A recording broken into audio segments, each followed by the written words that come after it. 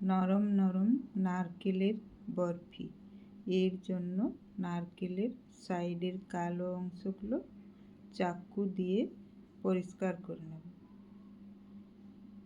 এরপর মিক্সির জারের মধ্যে দিয়ে পরিমাণ মতো চিনি দিয়ে মিক্সিতে পিষে নেব।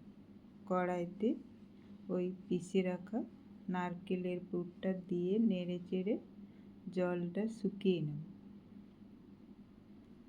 জলটা শুকে গেলে প্লেটের মধ্যে একটু ঘি দিয়ে তার উপরে ওই নারকেলের পেস্টটা দিয়ে কিছুক্ষণ পর ঠান্ডা করে এইভাবে চৌকো চৌকো করে কেটে নেব।